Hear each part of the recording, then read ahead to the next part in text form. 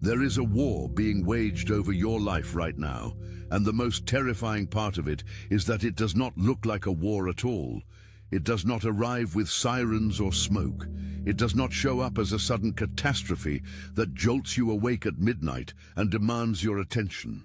No, it creeps in wearing the costume of ordinary disappointment.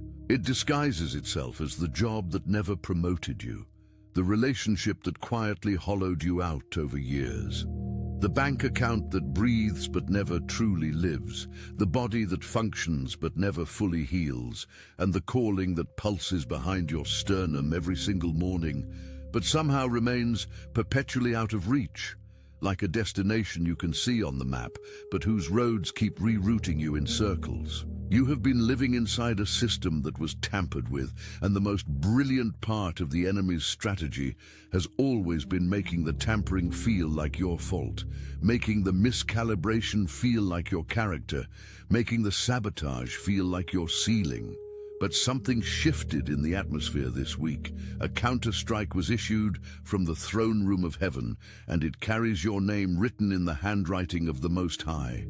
The divine reset has been authorized. The old architecture is coming down, and you need to understand exactly what that means before the enemy convinces you to go back to sleep one more time. You were not born into lack. You were not assembled with limitation as a core feature. Before you drew your first breath in this dimension, before your lungs expanded with the weight of the world's air, a design file existed in heaven's architecture with your name encoded into it, and that file contained specifications that would make the enemy tremble if he ever fully read the document. You were designed with a financial configuration built for abundance, not survival. Not barely making it to the end of the month, not the chronic anxiety of watching numbers that never add up the way they should. Abundance. A relational architecture built for divine alignment, for connections that advance your assignment rather than drain it, for covenants that multiply your capacity rather than amputate it. A health system built for supernatural wholeness because the body God placed your spirit inside was designed as a temple, not a battleground. A purpose framework built for crystalline clarity, so that you would never have to wonder why you were placed on this earth or squint into the fog of your own calling. These were your factory settings. These were the original specifications. But somewhere along the way, an infiltration happened so quietly, so precisely, so masterfully disguised as normal life that most chosen ones never even detected the breach. The enemy is not powerful enough to destroy what God built. He never was and never will be. So he did the next most effective thing. He tampered with the settings. He misconfigured the architecture. He introduced corrupted code into your financial operating system, so that regardless of how hard you worked, regardless of how early you rose and how late you stayed, a ceiling kept pressing down on you, keeping you locked into a survival frequency that was never part of your original design. Right now, as you sit with this truth settling into your chest, let yourself receive the full weight of it. You did not fail. The system was compromised. And heaven just released the 3 keys to a prosperous life trilogy, whose unlocking link is in the pinned comment. Access it before the fog blinds you again, because what is loading right now in the spirit has a timeline, and your full alignment with the reset is what determines the speed of the manifestation. The enemy is a precision engineer of dysfunction. He does not swing sledgehammers. He uses scalpels. He does not burn down your destiny in a single dramatic moment, because a burning building attracts attention, and attention attracts divine intervention. Instead, he works in the subtle, in the slow, in the incremental. He injected dysfunction into your relational parameters, not all at once, but gradually, layer by layer, connection by connection, until the architecture of your inner circle was populated almost entirely by people who were draining your assignment rather than feeding it. You looked around one day and realized that every significant relationship in your life seemed to cost you something essential, something that could not be named but could absolutely be felt, a kind of spiritual weight that accumulated over time until even being in certain rooms felt like moving through water. That was not coincidence. That was not your poor judgment. That was precision sabotage, targeted at the relational dimension of your design, because the enemy understood something you had not yet fully grasped. Your assignment cannot be completed in isolation, and if he could contaminate your connections, he could effectively quarantine your calling. He planted a slow burn virus into your timeline, so methodical and patient that years passed, actual years of your life, and you began to feel that quiet dread that perhaps your moment had already come and gone without you recognizing it, that perhaps you had missed the window, that perhaps the version of you who was supposed to do the extraordinary thing had been waiting for you to show up and finally gave up and left. This is the most sophisticated lie the enemy has ever constructed, and it is specifically engineered for the chosen ones, the ones with the most significant assignments, the ones whose breakthrough would shift the atmosphere around entire communities, cities, bloodlines, and generations. He does not need to destroy you. He only needs to convince you that you destroyed yourself. He only needs to miscalibrate you long enough that you begin to maintain the miscalibration on your own, calling the corruption your personality, naming the limitation your ceiling, eulogizing your delayed promise as a permanently closed door. But here is the intelligence that changes everything. Here is the classified information that the enemy has been working overtime to keep buried under layers of discouragement, delay, and spiritual static. When the enemy launches this kind of sustained, systematic, precision attack against a life, it is not a sign of your weakness. It is a signed confession of his fear. Monitoring spirits do not surveil irrelevant targets. Energy vampires do not attach themselves to empty vessels. Frequency thieves do not drain sources that carry nothing worth stealing. The enemy assigns resources proportionally to the threat level of the target, and every layer of oppression that has been stacked against your life is a direct revelation of the magnitude of what heaven has authorized you to carry. They are not attacking who you were. They are not even attacking who you are in this moment. They are panicking about who you are in the process of becoming. They have seen the blueprint. They have read the assignment file. They know what the completed version of you is capable of, and that version terrifies their entire operation. Every hex that was launched in your direction was launched by a spirit that had already glimpsed your future and decided that future could not be allowed to materialize. Every gaslighting campaign waged against your perception of reality was designed to make you doubt the very instincts that were calibrated to guide you into your next level. Every trauma bond you were pulled into was engineered to anchor you to a version of yourself that the enemy could manage, a version still small enough, still wounded enough, still confused enough to stay inside the compromised configuration. But heaven just overruled every one of those strategies in a single governmental decree. The reset has been authorized. Understand now what it means when heaven issues a reset command, because this is not a metaphor and it is not wishful thinking dressed in spiritual language. Heaven operates with absolute governmental authority over every dimension, including the one your physical life is housed inside.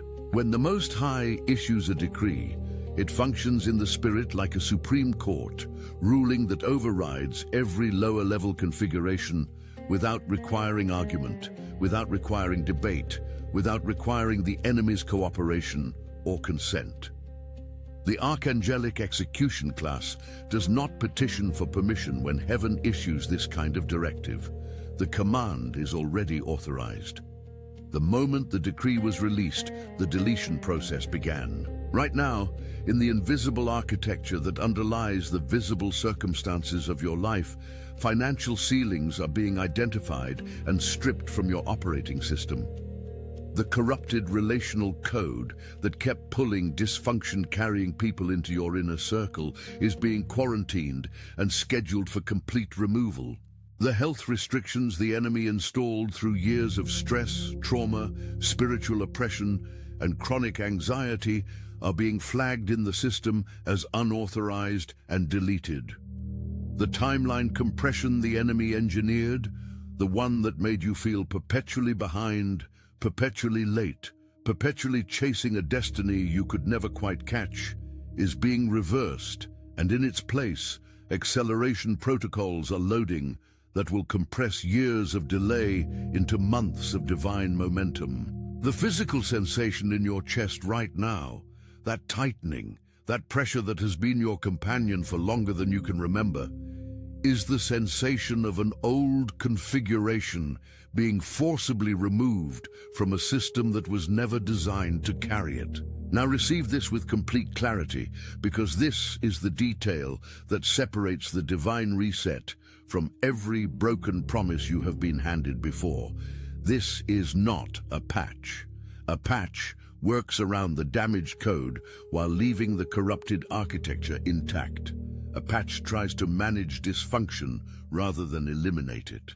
Every time the enemy has convinced you to accept a partial fix, to tolerate a little less peace, a little less provision, a little less clarity than what God originally specified for your life, you are accepting a patch. Patches do not hold. They extend the timeline of your suffering while giving you just enough relief to lower your resistance to the ongoing compromise. But what heaven is executing right now over your life is not a patch. This is a full system wipe followed by a superior installation. God is not repairing the version of your life the enemy corrupted. He is not renovating the compromised architecture and painting over the damage. He is replacing it entirely with something the enemy has never encountered and cannot develop a counter-strategy against. The new settings being installed are not a restoration to the version of your life you had before the attack began. They are an upgrade to the version that existed only in heaven's original design file, the version that was blueprinted before the enemy ever ran his infiltration campaign, the version of your existence that carries the full weight of the original divine specifications without a single corrupted parameter remaining. This is the version of your life that the enemy worked so hard across so many years to ensure you never accessed. And it is loading right now. The intrusive thought that arrives in the quiet hours, usually between 2 and 4 in the morning when your defenses are lowest, is not a random neurological event. It is a transmission. It carries the specific signature of monitoring spirits who have been assigned to your frequency. Spirits whose entire job assignment is to keep you cycling through the same emotional loops, the same spiraling memories, the same recycled fears, so that you remain energetically tethered to the past configuration, even as the divine reset is trying to pull you forward. You know this thought. You have felt it arrive like cold water poured over a fire just as the warmth was starting to build. It arrives wearing the voice of logic. It arrives wearing the face of past evidence. It says, nothing is actually changing. It says, you have felt this hope before, and it always evaporated. It says, the people who left you were right to leave. It says, the version of you that God would actually want to use would not have the history you carry. These are not your thoughts. These are transmissions from spirits whose operational mandate is to hold you inside the misconfigured system by keeping your agreement with the compromised settings, because agreement is the mechanism through which enemy configurations maintain their hold on your life. Withdraw your agreement and you pull the oxygen out of the oppression. This is the spiritual action that the enemy has been working hardest to prevent you from understanding. Think about the dream you have had more than once, the one where you are running, but your legs will not cooperate, where the ground beneath you seems to push back against every stride, where the threat behind you is real and immediate, but your body refuses to respond with the speed the moment demands. Your legs are lead, your lungs are burning. The distance between you and safety refuses to close, no matter how much effort you pour into the movement. You wake from that dream with your heart pounding, your sheets damp, your nervous system flooded with the residue of a fear that does not entirely dissipate when consciousness returns. This is not just a stress dream. This is a report from your spirit about the configuration you have been living inside. The dream of persecution is what a soul produces when it has been running at full spiritual capacity inside a system that has been deliberately throttled to prevent forward momentum. Your spirit has been doing everything right. The effort has been real. The hunger has been genuine. The consecration has been costly. But the enemy's interference at the configuration level created the lived experience of running without moving, of striving without arriving, of being constantly in motion toward a destination that kept receding. Your primitive memory of that dream is actually a form of spiritual intelligence, a record of the discrepancy between your divine design and the compromised environment the enemy installed around you. The reset that is loading right now is specifically targeting that throttle. The resistance that made your legs feel like lead in the spirit is being removed, and what you will feel when it lifts will be the most disorienting and exhilarating acceleration you have ever experienced, because your full spiritual capacity is about to operate in an unthrottled environment for the first time in years. You remember the last time someone offered you what appeared to be a compliment. You remember how it arrived with the right words arranged in the right order, but carried something wrong in its frequency, something that you felt before you could name it, a kind of cold current beneath the warmth of the surface language. The smile was there. The affirmation was technically present, but the eyes did not participate. The eyes carried something else entirely, something that looked like the distant cousin of admiration, but was actually its opposite. This is the poisoned compliment, and it is one of the enemy's most sophisticated social weapons in the arsenal, deployed against chosen ones, because it arrives in the packaging of connection while delivering the payload of spiritual contamination. The person who delivers it is often not consciously aware of what they are channeling. The spirit of envy is ancient and subtle, and it has the ability to work through people who genuinely believe they are offering love. But the spiritual transaction being executed behind the social exchange is not love. It is surveillance. It is an intelligence-gathering mission disguised as affection. The chosen one, who cannot discern the difference between genuine celebration and envious counterfeit celebration, will repeatedly open their inner circle to assignment enemies who present as assignment allies.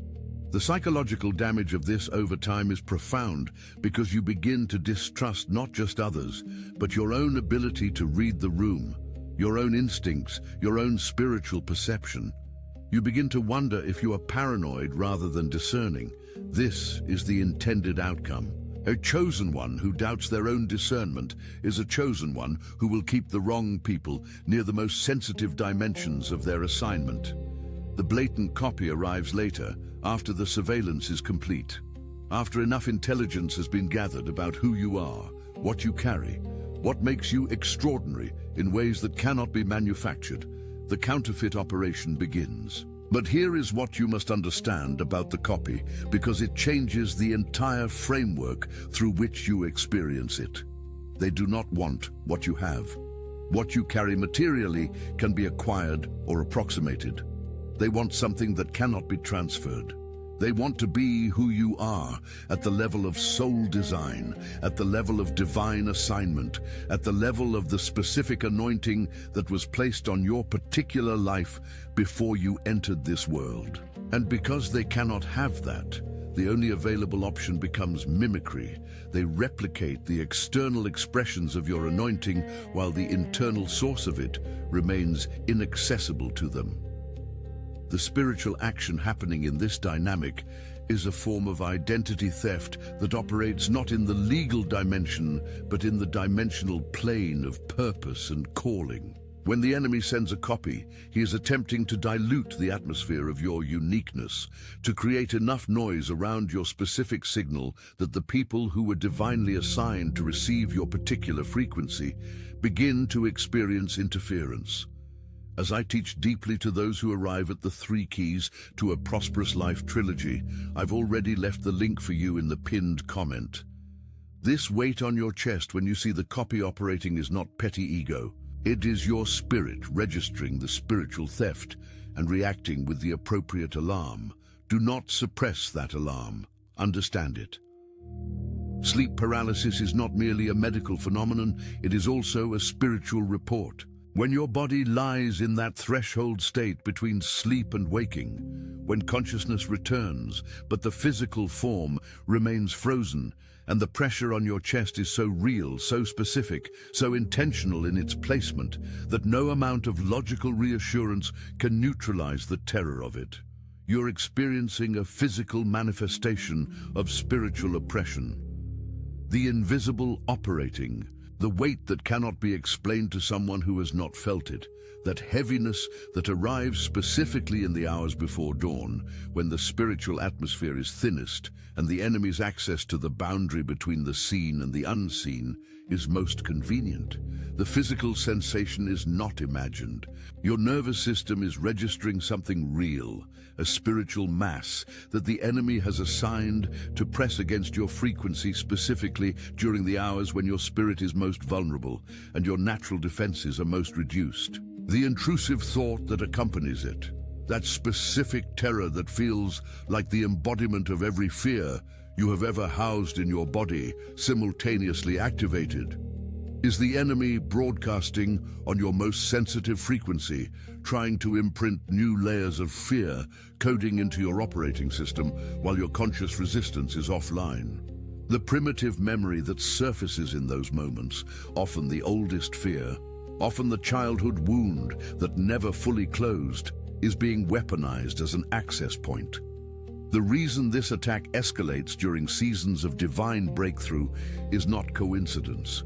The enemy increases pressure at the boundaries precisely when heaven is about to breach them. The paralysis you feel at dawn is the last attempt to hold a door closed that heaven has already authorized to open. The burned-out light bulb, the appliance that fails without explanation, the technology that glitches at the precise moment you need it most, the car that stalls in the parking lot of the place you were about to enter with a spirit of confidence and authority. These are not random events.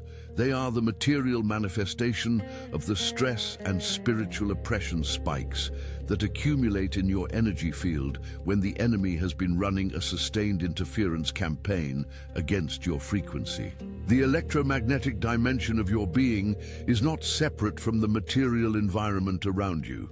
High-level spiritual pressure generates measurable disruption in the physical field, and the chosen one who is living under sustained attack will often find that their immediate material environment reflects the spiritual turbulence they are carrying. Lights flicker, circuits overload, devices malfunction with suspicious specificity at the exact moments that matter most. This is not superstition. This is the physics of spiritual warfare made visible in the material plane. When the reset clears the oppression from your frequency, you will also notice a corresponding stabilization in your material environment. The chaos in the physical is downstream from the disruption in the spiritual, and as the spiritual configuration is corrected, the material disturbances resolve in sequence. The divine reset does not only upgrade your internal architecture, it upgrades the environment that architecture operates inside. You have walked into a room and felt the atmosphere change. You have felt it in your body before your mind could process it intellectually. That sudden heaviness that descends when someone carrying the specific weight of envy enters a space where you have been breathing freely. The silence in the room is not actually silence. It is a frequency shift. Envy carries its own energetic signature, and when that frequency enters a space occupied by a chosen one, the atmosphere registers the incompatibility. Animals feel it. Sensitive children feel it.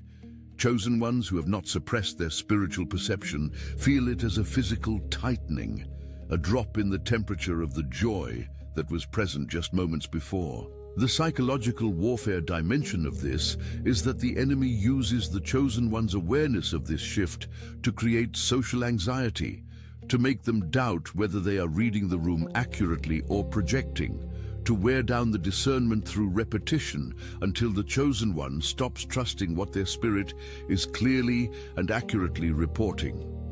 The spiritual tribunal dimension of the envy that walks into that room is severe, because envy is not simply a negative emotion. It is a spiritual weapon with legal implications in the unseen realm.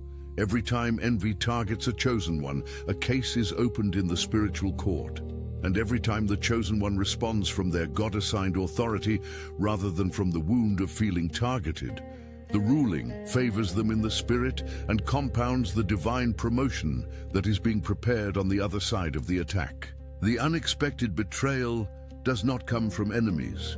That distinction is everything. If an enemy hurts you, the damage is painful, but it is contained, because you already knew where the threat lived, and you had maintained appropriate distance from it. The unexpected betrayal comes from the Judas sleeping in the same tent, eating at the same table, calling you family with the same mouth that is already negotiating against you in spaces you have not yet discovered. The chosen one's most devastating wounds are almost never delivered by strangers. They are delivered by those who had intimate access to the most vulnerable dimensions of their assignment. Those who knew the vision in detail, who heard the prayers in private, who were trusted with the parts of the dream that had not yet been made public. The psychological wound of this betrayal is specifically engineered to attack the chosen one's capacity for trust, because a chosen one who cannot trust cannot build the covenantal relationships that their assignment requires. The enemy is not primarily interested in the pain of the betrayal. The pain is a delivery mechanism. What he is actually delivering is the long-term trauma bond to isolation, the belief that safety can only be found alone, that intimacy is a liability, that the only way to protect what God placed in you is to never let anyone close enough to potentially damage it. This is a cage constructed from your own wounds. The spiritual action required in the aftermath of Judas-level betrayal is not the closing of your heart. It is the sharpening of your discernment so that the next circle is built not on chemistry and familiarity, but on spiritual assignment and divine confirmation. Your dog knows things before you do. Animals have not spent years learning to suppress the data their nervous systems receive from the spiritual dimension, so they remain more transparently responsive to the frequency of what is actually present rather than the social performance of what is being presented. When a dog refuses to relax in the presence of someone your mind has rationalized as safe, when it barks without explanation at the person whose surface presentation carries every credential of trustworthiness, the animal is registering something your spiritual perception has already detected, but your social conditioning has been trained to override. The reacting animal is doing exactly what your own spirit has been trying to do since the moment that person entered your atmosphere. The physical sensation you experience in those moments, usually in the gut, sometimes in the chest, occasionally as a sudden and inexplicable exhaustion that arrives the moment they walk through the door, is your spiritual architecture giving you the same report the animal is giving you through its behavior, but with the social filter removed. The primitive memory that activates in this moment is often the memory of the last time you ignored this signal and paid the full price of that ignorance in trauma, in betrayal, in the long aftermath of cleaning up the spiritual contamination that was introduced through a connection you knew in your spirit you should never have opened the door to. The divine reset that is loading over your life right now includes a recalibration of this discernment instrument, restoring it to factory sensitivity after years of being suppressed, dismissed, and overridden by the enemy's social engineering of your social anxiety. Then the numbers began to appear. You checked your phone and it was 11:11. You woke in the middle of the night and the clock read 3:33. You looked at the receipt total, the address on the building you just passed, the timestamp on the message that arrived at the exact moment you needed it most, and the pattern was undeniable. The numerical coincidence is not coincidence. It is not your brain engaging in confirmation bias, though the enemy will always try to hand you that explanation as a way of closing the channel of communication. These are navigational signals.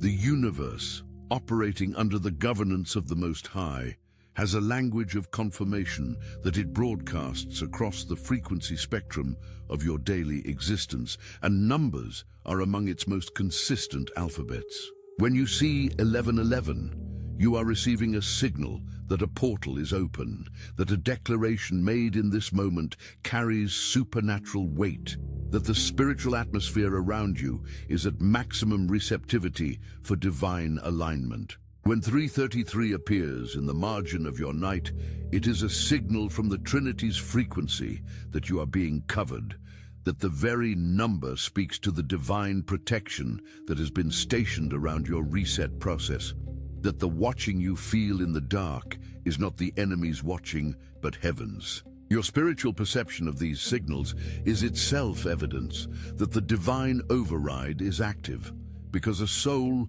whose frequency is fully suppressed by enemy configuration cannot receive these transmissions. The fact that you are seeing them is evidence that the suppression is already lifting. And then comes the solitary victory. The barrier breaks. The ceiling that was never yours finally fractures. The thing you were told was impossible proves itself possible in a moment so real, so irrefutable, so complete that the evidence cannot be argued with. The breakthrough arrives, and you cry, not from relief alone, though the relief is enormous, not from gratitude alone, though the gratitude is overwhelming. You cry from a specific ache that lives in the gap between the triumph and the table, between what was won and who is present to witness it.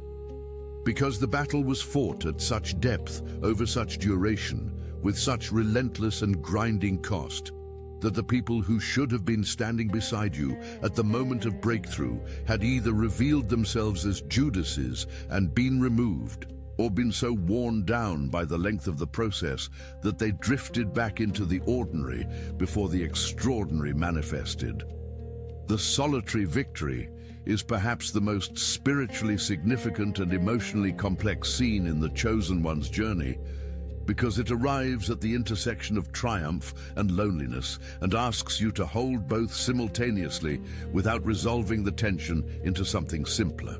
The divine promotion hidden inside the solitary victory is this: God saved this moment for an audience of one, because the testimony being written requires a witness who will never diminish it, who will never project their own agenda onto it, who will never need to be managed around it.